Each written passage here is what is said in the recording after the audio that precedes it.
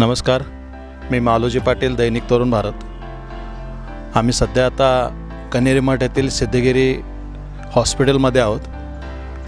कन्हेरी मठाच्या मठाधिपती श्रीकाठ सिद्धेश्वर स्वामीजींनी लोकांची रुग्णसेवा हीच ईश्वर सेवा समजून एक रुग्णालय 20 वर्षापूर्वी डोक्यात घेऊन चालू केलं.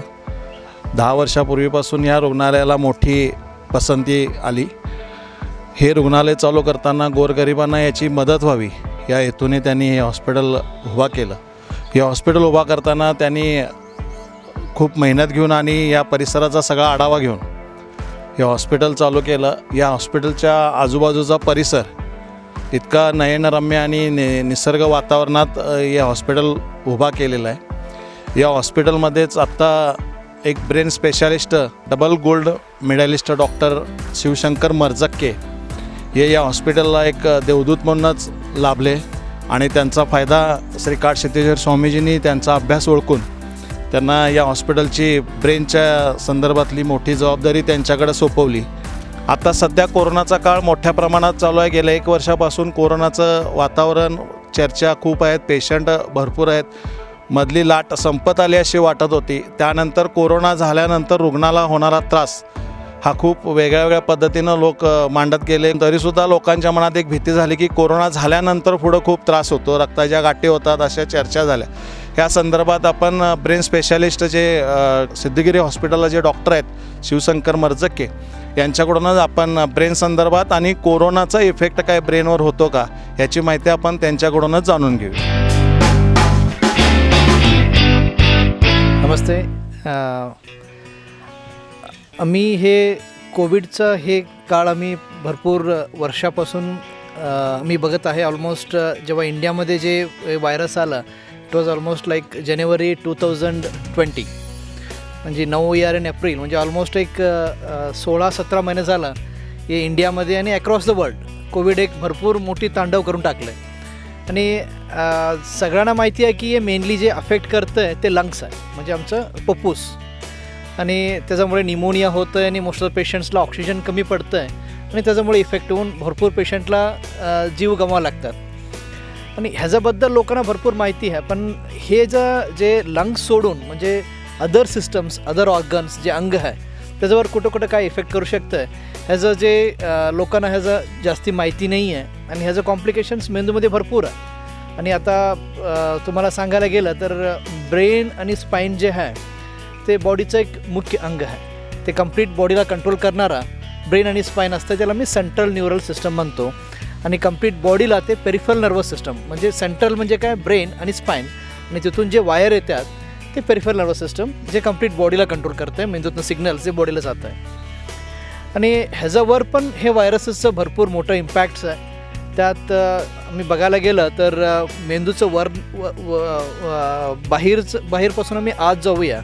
बाहेर मेंदूचं कवरिंग असतं त्याला मी ड्युरा म्हणतो, आणि त्याचं खाली मोकळं जागा असतं तिथं पाणी असतं त्याला मी सेरेब्रोस्पायनल फ्लुइड म्हणतो, आणि आत ब्रेन पॅरेन्काइमा म्हणजे ब्रेन येतं.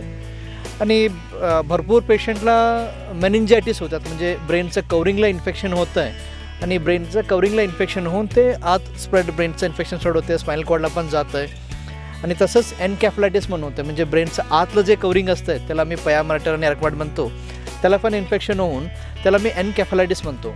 त्याचं मेंदूला सूज येतं आणि त्याच्यामुळे मेंदूला पेशंटला फिट येतात, पेशंट कोमत जातं आहे, त्याला पेशंट कधी हॅल्युसिनेशन असतात.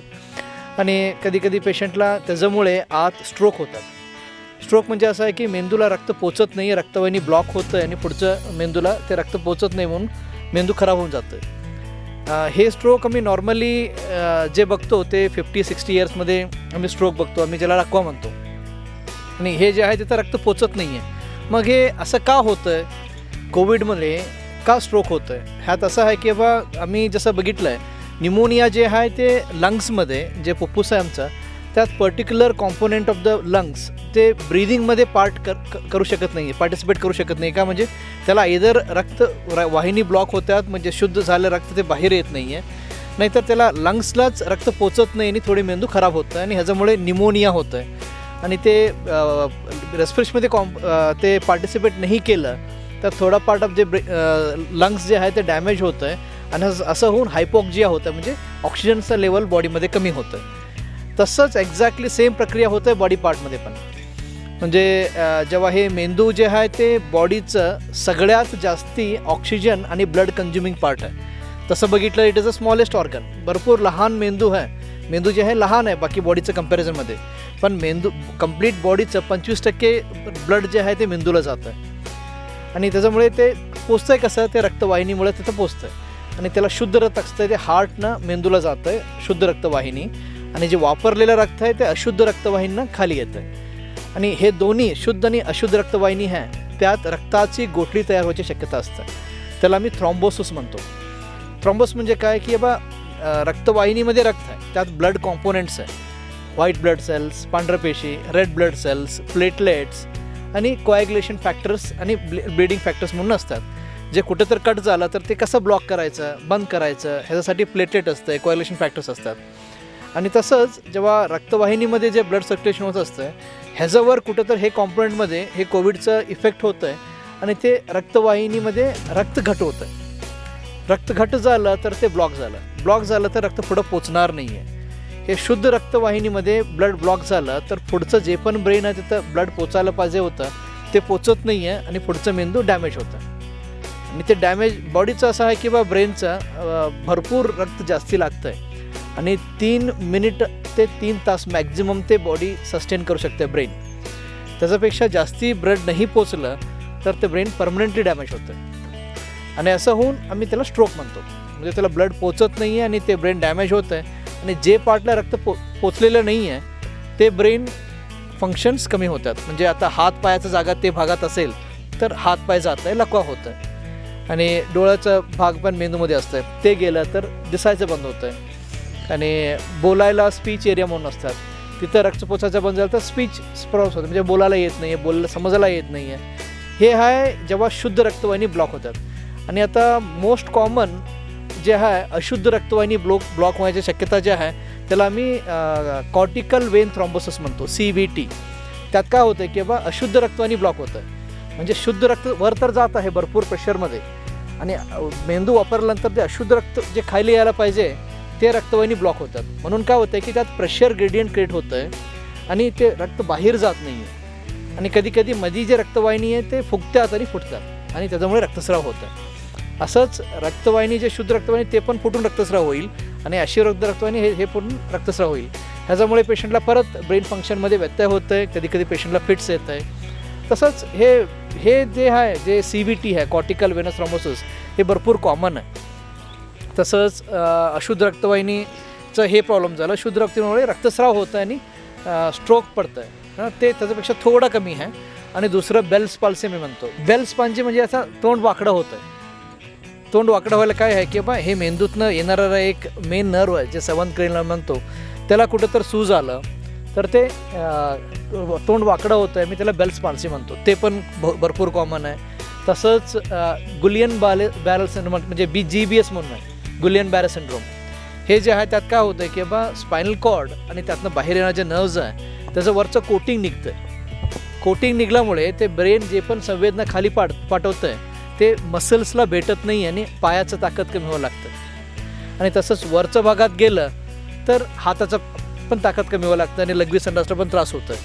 हे जे आहे गुलियन बॅरे सिंड्रोम हे पण भरपूर कॉमन झालं. आता जे पण GBS येते युजली GBS काय आहे की त्याला सीझनल व्हेरिएशन असतं अँड युजली आत्ताचा काळ आणि ह्यात भरपूर पेशंट येतात आणि पुढचं हे टाईममध्ये तेवढं GBSचं पेशंट नसतं.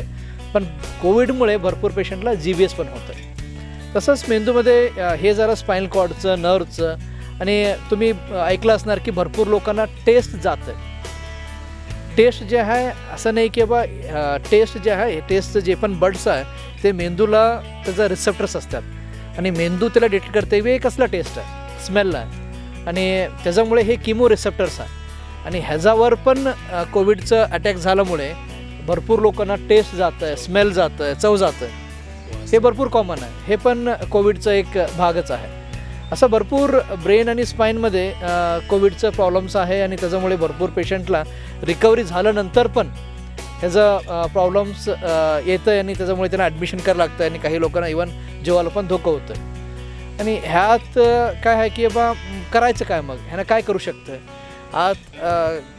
आम्ही एक तर सस्पेक्ट करतो की असं होऊ शकतं आणि ह्यांना काहीतरी बॅकग्राऊंड असलं की बा ह्यांचं फॅमिलीमध्ये रक्त वाहिनीचं प्रॉब्लेम्स आहे नाहीतर रक्त घट होण्याचा प्रकार जास्ती असेल तर ते पेशंटला डिटेक्ट करून त्याला अँटीकोॲग्युलंट म्हणून देतं आहे. नाहीतर कॉमनली सगळे पेशंटला तुम्ही बघितलं असणार की त्यांना एकोस्पोरिन गोळी देतात. म्हणजे प्लेटलेटचं काम कमी करण्यासाठी आम्ही एकोस्पोरिन क्लोपिटॅब म्हणून हे सगळं गोळी देतात. हे फक्त त्याच्यामुळे आहे की बाबा आता हार्ट अटॅक पण होते त्याच्यामुळेच भरपूर यंग पेशंट्स आता हार्ट अटॅक म्हणून येतात का म्हणजे हार्टला जाणार रक्तवाहिनी ब्लॉक होतं आहे. तसंच भरपूर जे पण रक्तवाहिनी रिलेटेड आहे जे कुठं पण म्हणजे बॉडीमध्ये भरपूर रक्तवाहिनीज आहे आणि तिथं रक्त पोचत नाही. इव्हन कधी कधी पेशंटला पायाचं रक्तवाहिनी ब्लॉक होतात आणि गँग्रीन होतं आहे. हे पण भरपूर असं प्रकार आहे. हे सगळ्याचा पाठीमागे एकच आहे की बाबा हे व्हायरस जे आहे ते प्रोथ्रॉम्बोटिक आहे. प्रोथ्रॉम्बोटिकमध्ये रक्त घट होण्याचं प्रक्रिया वाढतं आहे आणि घट झालं तर रक्तवाहिनी ब्लॉक होतं आणि पुढे रक्त पोचत नाही आहे. त्याच्यामुळे त्याचं जे पण आहे रक्त पोचलं नाही तर ते प्रॉब्लेम होणार ते सगळं पेशंटला प्रॉब्लेम करतात. तुम्ही आत्ता जे सांगितलं की रक्त घट्ट होण्याची प्रक्रिया लकवा आणि ह्या गोष्टी रक्त न घट्ट होणे आणि ह्या गोष्टीला सामोरं न जाण्यासाठी काय केलं पाहिजे लोकांनी? युजली डॉक्टर्स काय असतात की जेव्हा पेशंट डिस्चार्ज होऊन जातात त्यांना एकोस्पोरिन हे गोळी चालूच ठेवतात भरपूर पेशंटना. आणि बाकी पेशंटला जसं तुम्हाला मी सांगितलं की त्यांचा फॅमिली हिस्ट्री असेल तर काही लोकांना हे रक्त घट व्हायचा म्हणजे जेनेटिक प्रॉब्लेम असतात अनुवंशिक असतं. त्यांना असं असेल तर त्यांना वेगळं एक एकोस्पोरिन सोडून म्हणजे क्लोपिलेट हे सोडून त्यांना अँटीकोॲग्युलंट्स म्हणून गोळी असतात ते गोळी आम्ही चालू करतो. च्या स्पर्धेच्या युगात प्रत्येक माणसावर ताण तणाव जोरात आहे. त्यामुळं बरेच पेशंट तुमच्याकडे असे येत असतील की ब्रेनला त्रास होतोय आणि त्या ह्याच्यातनं ताण पडून असे काही लोक तुमच्याकडे आलेत काय आणि तसे आले तर तसं येऊ नये असं लोकांनी काय करायला पाहिजे? नाही हे चांगलं क्वेश्चन ॲक्च्युली. झालं असं आहे की तुम्ही बघितलं तर 30-40 वर्षाच्या अगोदर एवढं कॉम्पिटिशन नव्हतं आणि ह्यात असं झालं आहे की मल्टिपल हे जे मल्टीनॅशनल कंपनीज आलं आहे कॉर्पोरेटचं हे जगत आलं आहे. ह्यात काय झालं की पैसा भरपूर प्रमुख झाला आहे आणि सगळ्यांना काम करायला लागतं आहे भरपूर पैसा कमावा लागतं आणि क्वालिटी ऑफ लाईफ इम्प्रूव्ह करण्याचा सगळ्यात प्रयत्न करतात. ह्यात काय होतं की आम्हाला असं आहे की बा दर लोकांना टार्गेट्स आहे की बा हे कंपनीमध्ये एवढं काम करायला पाहिजे इथनं एवढं अचीव करायला पाहिजे हे सगळं असतं आणि त्याच्यामुळे ह्याचा स्ट्रेस उलटा मेंदूमध्ये पडतं आहे. म्हणजे काय की व्यवस्थित झोप होत नाही आहे स्ट्रेस प्रेशर असतं आहे वरनं प्रेशर असतं आहे नाहीतर बाबा कॉम्पिटिशन आहे की बाबा बाकी लोकांपेक्षा मला जास्ती परफॉर्म करायचं आहे आणि व्यवस्थित झोप होत नाही आहे व्यवस्थित जेवण होत नाही आहे आणि हॅबिट्स पण वाढलेलं आहे आता बिकॉज ऑफ कंपनी. आणि हे जे आहे स्ट्रेसनं बाहेर येण्यासाठी आम्ही हॅबिट्स करतो. Cigarette smoking tobacco chewing alcohol हे सगळं मिळून बॉडीवर प्रॉब्लेम्स करतात. तुम्ही अगोदर बघितलं असेल शुगर आणि BP एवढं कॉमन नव्हतं पण because of this present lifestyle modification जे झालं आहे आता लाईफस्टाईल जे झालं आहे it is quite we are under stress. सगळे लोकांना तुम्ही बघितलं तर सगळे स्ट्रेसमध्ये आहे प्रेशरमध्ये आहे का म्हणजे हे जे आहे तुम्ही बघितलं तर लॉट ऑफ ॲडव्हान्सेस आहे पण अँड क्वालिटी ऑफ लाईफ लोकांचा आता इम्प्रूव्ह झाला पहिल्यापेक्षा पण ॲट द कॉस्ट ऑफ मनी. आम्हाला सगळा पैसे कमावं लागतं तेव्हाच आम्ही हे सगळं अफोर्ड करू शकतो. म्हणजे पैसे कमावण्यासाठी परत हे सगळं भरपूर काम करायचं. म्हणजे अगोदर मी 8 तास काम करत होते सकाळी लवकर उठून शेतात जात होते आणि संध्याकाळी काम करून घरी येऊन व्यवस्थित झोपून सकाळी परत उठत होते. That was a perfect lifestyle. पण आता असं झालं आहे की बाबा काम सुरू होतं आहे सकाळी रात्रीपर्यंत चालतं आहे वर्क फ्रॉम होम हे सगळं जे प्रॉब्लेम्स आहे त्यात काही कुठं तर आमचं बॉडीवर इफेक्ट होतंयच आणि ते आम्ही शुगर BP हे स्ट्रोक्स हे सगळं बघतो. आणि ह्यात भरपूर आमचं लोकोमोटिव्ज आम्ही यूज करतो. ॲक्सिडेंट्स होतं आहे दारू पिऊन गाडी चालत असतो नाहीतर डोक्यात काय तर ठेवून टेन्शनमध्ये गाडी चालवत असतो आणि कुठं तर ॲक्सिडेंट होतं आहे आणि हे डायरेक्ट इम्पॅक्ट आहे बॉडीवर जे लाईफस्टाईलमुळे होतं आहे BP शुगर्स आणि इनडायरेक्ट असं आहे की बाबा हे ॲक्सिडेंट्स होतात आणि स्ट्रोक होतं आहे ब्रेनमध्ये ब्लिडिंग होतात हार्ट अटॅक होतात.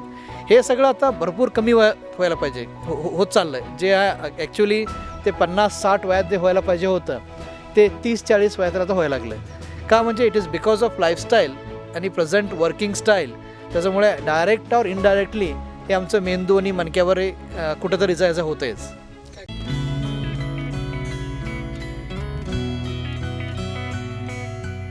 कधी कधी हे छोटे क्षण सुद्धा कोणाला तरी खूप आनंद देऊन जातात. गेल्या 2 दशकांपासून 1 लाखाहून अधिक ग्राहकांचे आयुष्य समृद्ध करणारी Lokmanya multipurpose cooperative society limited. सातत्य निरंतर. आता पण खूप चांगली माहिती ह्या संदर्भातनं दिली. हे करताना आपल्याला आहार आणि दररोजचं नियम ह्याला काय घालून घेतले पाहिजेत? नाही, हे शेवटी बॉडी आहे आणि ह्याचं काळजी घ्यायलाच पाहिजे.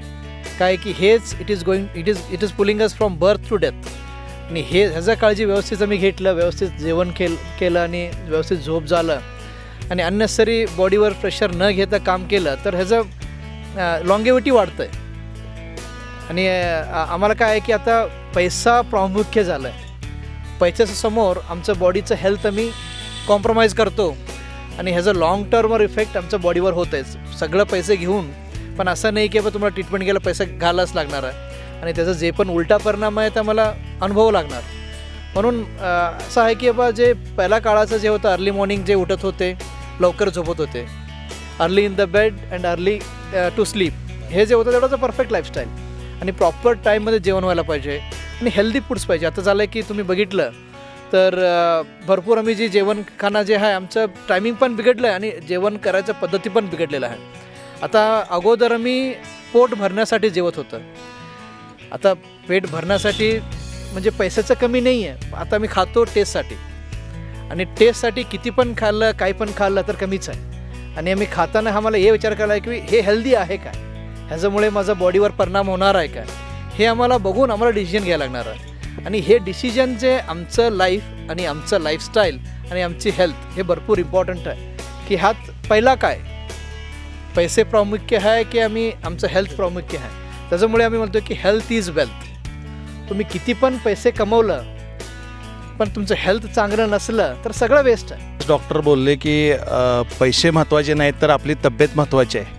आणि तसंच या ठिकाणी हे डॉक्टर करत आहेत. कारण आता आपण जर ब्रेन स्पेशालिस्ट डॉक्टर वगैरे म्हणलं तर करोडो रुपयाचा आजचा सगळा खेळ चालला आहे. पण ह्या डॉक्टरांच्याकडं आम्ही बरेच वर्ष झालं, 5-6 वर्ष झालं यांच्या संपर्कात आहे. त्यांनी कधी पैशाला जास्त महत्त्व दिलं नाही. समोरच्या माणसाची पर्सनॅलिटी बघून आणि त्याची असणारी आर्थिक परिस्थिती बघून नेहमी ते न पैशाकडं बघता त्या माणसाची सेवा करत आले. त्यांनी कधीही पैशाला जास्त महत्त्व दिलं नाही. म्हणूनच त्यांच्याकडून आपल्याला आता सांगण्यात येते की पैसा महत्त्वाचा नाही आहे, तब्येत महत्त्वाची आहे.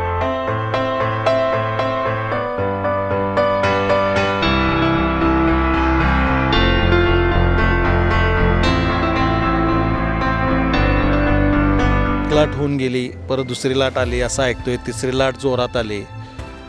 ह्या कोरोनाच्या चर्चेनं, सततच्या चर्चेनं आपल्याला ब्रेनवर ह्याचं काय जास्त ताण होतोय किंवा याच्यावर न फोकस करता आम्ही कसं वावरलं पाहिजे की सारखं कोरोना मग ते सारखं डोक्यात आणि मग ते ब्रेनला प्रेशर येते असं मग लोक चर्चेत म्हणतात बोलताना, मेंदूला त्रास होतोय.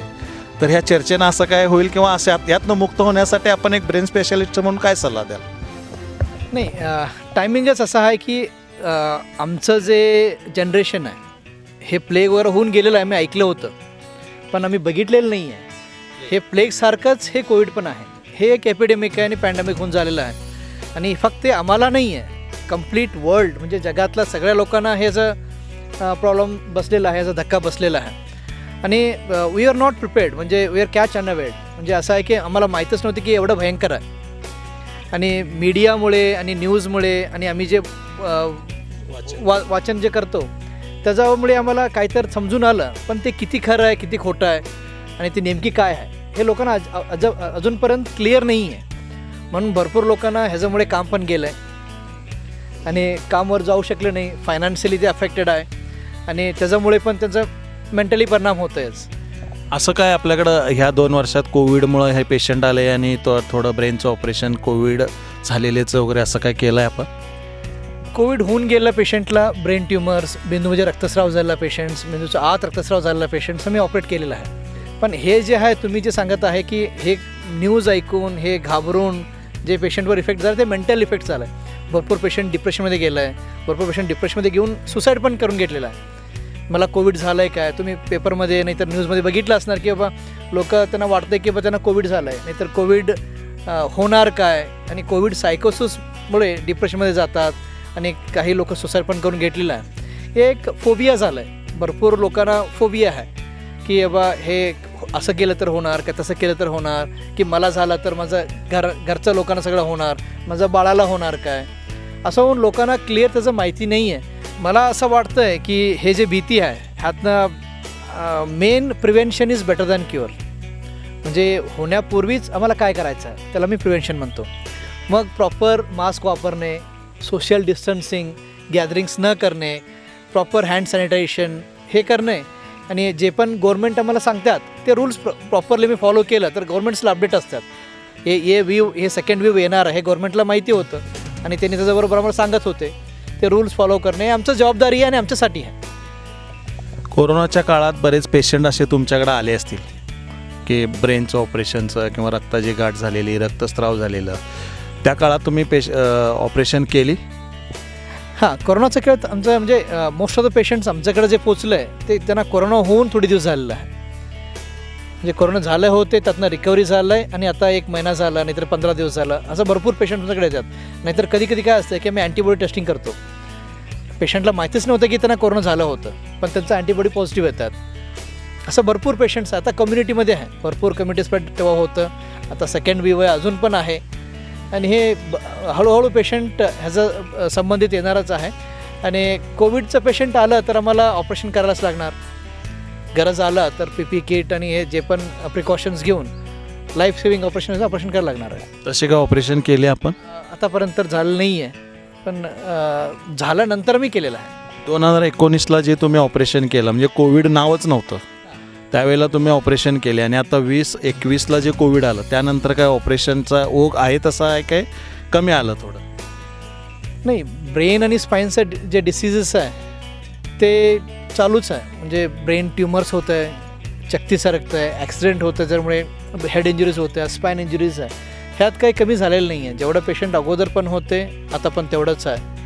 आणि फायनान्शियली भरपूर पेशंटला प्रॉब्लेम झालेला आहे. म्हणजे मोस्ट ऑफ द पेशंट जे येतात ते अफोर्ड करू शकत नाही आहे का, म्हणजे भरपूर त्यांचं कमाई वगैरे थांबले होते लास्ट इयर, पण भरपूर पेशंटला ते पेएबल कॅपॅसिटी कमी झालेलं आहे. धन्यवाद डॉक्टर मर्जके साहेब, आपण आम्हाला एवढा वेळ दिलात आपल्या कामाच्या गडबडीतनं. तुमचं पुन्हा एकदा मी धन्यवाद देतो. थँक्यू.